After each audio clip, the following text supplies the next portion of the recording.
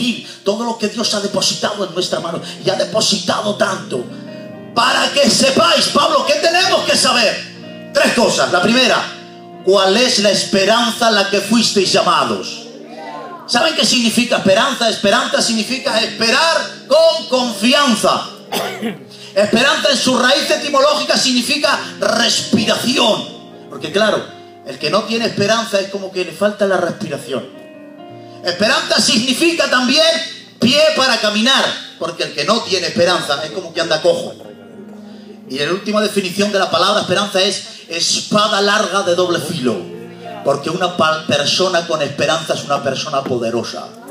No es lo mismo una persona con esperanza que una persona sin esperanza. No es lo mismo. Es radicalmente opuesto. Miren, hay 2 salmos. Salmo 137 y Salmo 126. Si ustedes leen los 2 salmos, en el Salmo 137 dice la palabra del Señor: sentado junto a los ríos de Babilonia, allí nos sentábamos y llorábamos. Lloraban sentados. ¿Saben por qué? Porque los cautivos de Sion del Salmo 137 están deportados en Babilonia y no tienen esperanza de regresar. No hay esperanza de volver. No tienen futuro, no tienen mañana. Y para llorar se sientan.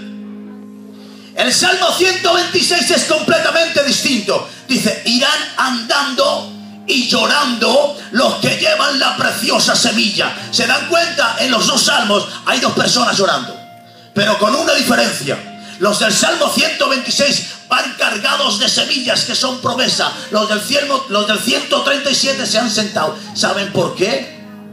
Porque los que tienen esperanza no están exentos de llorar, pero el lamento no les hunde ni les postra. Aunque lloran, caminan. Aunque lloran, progresan. Aunque lloran, siguen caminando. No es lo mismo una persona con esperanza que una persona sin esperanza. Tú tienes esperanza. Aleluya. Miren, vamos a ver a una persona con esperanza. ¿Cómo funciona una persona con esperanza? Romanos 4:18 dice que Abraham creyó en esperanza contra esperanza. Esperanza contra esperanza significa que en Abraham se creó una controversia. Es importante esta palabra. En Abraham se creó una controversia, un conflicto interno. Abraham tiene 75 años. Es viejo.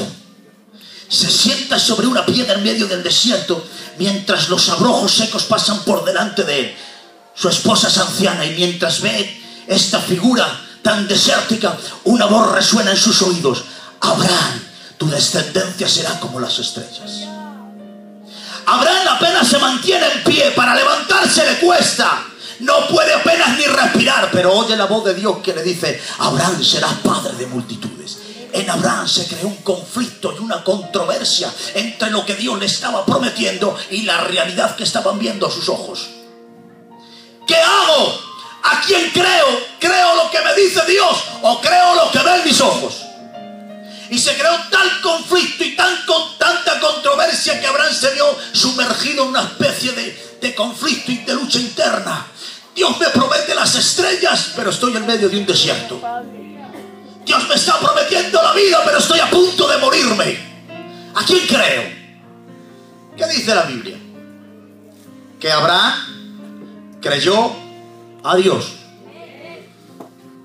Abraham, ¿por qué has creído a Dios? ¿Por qué has decidido creer a Dios y no hundirte en medio de tu situación? ¿Por qué has creído a Dios? Texto de la palabra. Hebreos 6 dice: los hombres, no, Dios no, va a poner un ejemplo. Hebreos va a poner un ejemplo y no pone de ejemplo a Dios, pone de ejemplo a los hombres. Dice: los hombres juran por uno mayor que ellos, y para ellos el fin de toda controversia es el juramento. Está diciendo este texto que cuando entre 2 hombres había una controversia y un conflicto, cuando un judío interponía juramento, se acababa el conflicto y se acababa la controversia. Está bien, tú me lo juras, se acaba el conflicto. Tú pones el juramento por el medio, se acaba la controversia. Muy bien. Si entre los hombres esto tiene cumplimiento, si entre los hombres esto es respetado y se cumple, vean el texto. Cuando Dios le hizo la promesa a Abraham, no pudiendo jurar por uno mayor que él mismo, Dios juró por sí mismo. Ay, Padre. ¿Saben qué quiere decir esto? ¿Por qué Abraham creyó a Dios? porque Dios se lo juró. Casa, Señor, no me mantengo en pie, pero Abraham, yo te lo juro. Señor, Sara es vieja y estéril, pero Abraham, yo te lo juro. No me tengo en pie, estoy a punto de morir, pero Abraham, yo te lo juro. Está bien, tú me lo juras, te creo. Pregunto, ¿cumplió Dios a Abraham? ¿Se lo cumplió? ¿Ustedes creen que Dios le cumplió a Abraham todo lo que le prometió? Muy bien, pues presten atención. Hebreos 6:17, abran los oídos. Queriendo Dios mostrar más abundantemente ¿a quién? A los herederos. ¿Quién son los herederos? Todos ustedes. Mostrando a los herederos que la inmutabilidad de su promesa, interpuso juramento. ¿Saben qué quiere decir? Que Dios no solo le ha jurado a Abraham, también se ha juramentado con usted. A usted Dios también le ha dado su palabra. ¿Y cómo lo ha hecho? ¿Cómo lo ha hecho Dios? Ante Abraham le dijo: Abraham, sal en medio de la noche, coge un becerro, pártelo por la mitad. Ábrelo por la mitad. Esto era una ceremonia sacrificial, que cada vez que alguien prometía, pasaban los dos por el medio del becerro. Si alguien no cumplía, acababa bajo la maldición de que le pasara lo mismo. Dios esperó a que Abraham se durmiera y descendió como una antorcha, y fue la antorcha la que pasó en medio. ¿Saben por qué? Porque el único que prometía era Dios, no Abraham. ¡Qué bueno! La promesa no dependía de Abraham, dependía de Dios. Por eso cuando Abraham va caminando del monte, dice: Señor, ¿dónde está el becerro? Y dice Abraham: tranquilo, hijo, Dios se proveerá. Se proveerá Él, porque el que ha prometido no he sido yo. La palabra que está en juego no es la mía, la palabra que está en juego es la suya. Si esto no se cumple, quien falla es Él. Pues ¿saben algo? A Abraham Dios le prometió partiendo un corderillo. A usted no le prometió delante de un cordero, se lo prometió delante de su hijo crucificado en el Calvario. Ahí Dios se juramentó con usted. ¿Sabes qué quiere decir esto? Que la palabra del Padre ha quedado anclada a la cruz. Y si Dios no le promete y le cumple lo que le ha prometido, el Padre se salta a su propio hijo. Y esto es imposible. ¿Verdad? Antes se junta el cielo con la tierra. Dios se ha comprometido en su hijo y le va a cumplir lo que le ha prometido. Es imposible que Dios falle. Aleluya. ¿Y qué te ha prometido Dios? ¿Qué te ha prometido? Abre tu corazón y recíbelo. ¿Qué te ha prometido Dios? Os digo un misterio, dice Pablo. No todos dormiremos, pero todos seremos transformados. En un abrir y cerrar de ojos, al sonar la trompeta, repite: porque sonará la trompeta. Los muertos en Cristo resucitarán primero, y después nosotros, los que quedemos, seremos arrebatados en aquella nube de gloria. En este texto hay tres doctrinas fundamentales: la resurrección de los muertos, el cuerpo glorificado y el rapto. Con estas tres doctrinas fundamentales, Dios te está prometiendo tres cosas. Por medio del rapto te está diciendo Dios: te prometo que te saco de esta tierra maldita. Por medio de la resurrección de los muertos te está diciendo Dios: te prometo que te libero de este cuerpo de muerto. Y por medio de la resurrección de los muertos te está diciendo Cristo: te prometo que vas a recuperar todo lo que te has perdido. Te lo ha prometido Dios. La esperanza a la que fuisteis llamados. La esperanza es como estar en medio de un túnel oscuro y mirar al fondo para ver que al final hay una luz. Mira, no sé qué presente tienes hoy, no sé qué te está sucediendo hoy, pero qué mañana tan glorioso te espera. Qué futuro tan extraordinario te está esperando. Vengo a decirte: levanta tu mirada y echa la mirada un poco a la eternidad, y verás que los mares que hoy te ahogan se convertirán en charcos. ¡Aleluya! Este es un paso. Estamos de camino. Nos vamos a la gloria. Nos vamos al cielo. ¡Aleluya! Esta es la esperanza a la que fuisteis llamados. Un detalle más sobre la esperanza. Dice Job: aunque el árbol fuere cortado, ¡qué bueno! Dios mío, aún queda de él esperanza. Y dice en otro lado: aún deshecha esta mi carne, he de ver a Dios. Dios mío, qué esperanza. pero no una esperanza lejana. Permítanme esta expresión. A Job se le están comiendo los gusanos vivos y está arrojado en medio de cenizas. Apenas le queda un aliento de vida. Está a punto de suspirar y claudicar, pero dice Job: antes de que yo muera aparece Dios. Los amigos le decían: Job, has pecado, Job, eres malo. Pero Job decía: va a aparecer Dios antes de que yo me muera. ¿Sabes qué estaba diciendo Job? Mi historia no termina entre cenizas. Esta historia, mi historia, termina cuando aparezca Dios. La comenzó Él y no termina hasta que Él aparezca. Escúchame bien, esta historia no termina entre cenizas. Tu historia no termina en enfermedad. Tu historia no termina en problemas. Tu historia no termina en angustia. Esta historia la termina en su gloria. Aún desecha mi carne de ver a Dios. Imagínate que viene un carpintero y se pone aquí a hacer una silla y le pone 3 patas a la silla, y voy yo y me siento y me caigo. Y ahora yo le digo: carpintero, qué mal carpintero eres. Qué mal carpintero eres, has hecho una silla muy mala. ¿Qué me diría el carpintero? Todavía no he terminado. Te has sentado antes de tiempo. Hay algunos que están diciendo en su corazón: Señor, no te entiendo. Señor, ¿por qué no haces esto? Señor, ¿por qué no arreglas esto otro? Y hay quien se está levantando incluso una raíz de amargura en el corazón. Pero vengo a decirte algo de parte del Señor. Dios aún no ha terminado contigo. Cuando Dios termine contigo será el tiempo de juzgar, pero cuando Dios termine contigo, sí, Señor, estarás tan glorificado, estarás tan lleno de gloria y estarás tan bendecido que se te olvidarán todas las quejas. Amén. Papá. Aleluya. ¿Cuál es la esperanza a la que fuiste llevado? Segunda cosa, ¿cuáles son las riquezas de su gracia? ¿Cuáles son? ¿Cuáles son las riquezas de su gracia? ¿Cuál es la economía? Las riquezas de su gracia, riquezas.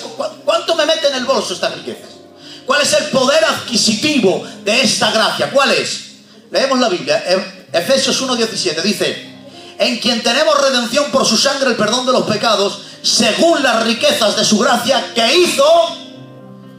¿Qué hizo? Este texto está diciendo que las riquezas de su gracia hicieron algo. Ahora yo pregunto: ¿qué hicieron las riquezas de su gracia? Leemos la Biblia. Versículo 8. Hizo las riquezas de su gracia que sobreabundara toda sabiduría e inteligencia, que conociéramos el misterio de su voluntad en el cielo y en la tierra. Nos preparó y nos adecuó en su propósito y nos designó sus herederos y nos selló con el Espíritu Santo. Solo esto. Y entre todas estas riquezas de su gracia va incluido el perdón de los pecados. Amén. Amén. Pero el perdón de los pecados no abarca todas las riquezas de su gracia. Aleluya. Qué bueno. En todas estas riquezas de su gracia va incluido el perdón de los pecados. Pero el perdón de los pecados no abarca todas las riquezas de su gracia. ¿Qué nos sucede a nosotros? Que entre tantas riquezas de su gracia solo alcanzamos al perdón de los pecados. Sí, Señor. Tenemos el frigorífico lleno de comida, jamón, cordero, qué sé yo, de los manjares, de los mejores manjares que te imaginas. El frigorífico lleno. Abro el frigorífico, cojo una raja de mortadela y sin aceituna. Y me paso todo el día con una raja de mortadela teniendo tanta comida dentro. ¡Qué bueno! Tantas riquezas y tanta gloria. Disculparme, solo tenemos evangelio para levantarme cada vez que me rompo. Solo evangelio para limpiarme cada vez que me mancho. Hay quien... Disculparme, lo siento. Vamos a terminar bien, en serio. A veces nos parecemos a la generación de los jueces. La generación de los jueces iban a los altares de Baal y adoraban a los altares de Baal. Venían los enemigos, les oprimían. ¿Qué hacían los judíos? Israel salía corriendo y se metía en la cueva. Cuando estaba en la cueva, clamaban. Iba Dios y los libertaba. Iban los judíos a los altares. Y de los altares, aleluya, dale un aplauso fuerte al Señor. Aleluya, aleluya, aleluya. Aleluya, está Dios aquí. Está Dios aquí. De los altares a la cueva y de la cueva a los altares. me caigo, me rompo, fallo, a la cruz a que Dios me perdone. Me perdona, me limpia, me sana. Otra vez a mi desorden y a mi pecado. Sí, Señor. Vuelvo a caer otra vez de la cruz a mi pecado y de mi pecado a la cruz. Solo evangelio para levantarme cada vez que me rompo. Solo evangelio para restaurarme cada vez que la mango. De esta manera estamos distorsionando el plan del evangelio, porque estamos haciendo de la cruz el final de la historia. Hay quien ha llegado al final de la cruz y ha dicho: se acabó la historia. Hasta aquí hemos llegado. Y han hecho de la cruz el final. ¿Y sabes algo? La cruz no es el final, es el comienzo de la historia. En la cruz comienza todo. Pero, mirad qué texto.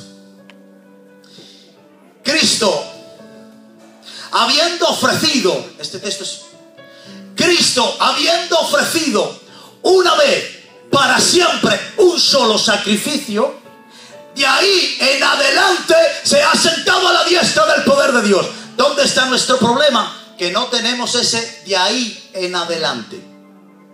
Llegamos hasta la cruz y vuelta para atrás. Sí, Señor. Llegamos hasta el perdón y vuelta para atrás. No tenemos ese de ahí en adelante, donde llega la autoridad, el señorío, el dominio propio. Hubo dos hombres que llegaron a una cruz. Uno dijo: este es el final. Y dijo: bájame, desciéndeme, quítame, que yo no quiero seguir en la cruz. Bájame de la cruz, porque vio en la cruz, no el final. Hubo otro que tuvo la visión y la capacidad de ver un paraíso detrás de la cruz. Bueno. Hay paraísos detrás de la cruz. Detrás de la cruz llega el poder, la autoridad, el señorío. Pregunto: ¿te ha perdonado Dios? ¿Cuántas veces necesita que te perdone Dios el mismo pecado? No se puede estar 10 años empezando de nuevo. ¡Qué bien! De ahí en adelante esperando a que todos sus enemigos sean puestos por estrado de sus pies. ¿Y cuál es la supereminente grandeza de su poder? Si me ahogo al decirlo. Supereminente grandeza de su poder. ¿Qué significa la palabra supereminente? Miren lo que significa. Supereminente significa extraordinaria, sin límites, inmensa, formidable, inmensurable, superior, despliegue de su potencia. Dios mío de mi vida. ¿Cuál es la supereminente grandeza de su poder? Pero Pablo nos está hablando de operación. No solo nos habla de poder, sino de operación, de un poder que opera. Y ahora Pablo nos va a explicar cómo opera este poder. Pablo, ¿cómo opera? Muy sencillo. La supereminente grandeza de su poder, la cual operó en Cristo, resucitándolo de entre los muertos y sentándolo a la diestra del poder de Dios. ¿Saben qué significa todo esto? ¿Han visto los expertos cuando van a sacar un coche al mercado? Lo primero que hacen es comprobar el chasis del coche, golpeándolo contra las paredes para ver cuál es la fortaleza de ese chasis. Este poder que Dios ha depositado en usted, lo probó antes Cristo. ¿Y cómo lo probó Cristo? Voy a someterlo a la mayor adversidad. Filipenses 2 dice: el cual siendo en forma de Dios no estuvo para Dios como cosa que aferrarse, sino que despojándose de su gloria, se hizo obediente hasta la muerte, de la muerte a la cruz y de la cruz hasta la muerte. Dios mío, se despojó de su gloria, permitió descender hasta el mismo sepulcro y quedarse en las manos del poder del Espíritu Santo. ¿Qué hizo el poder del Espíritu Santo? Lo volvió a recoger para llevarle hasta el mismo trono de donde él descendía. Este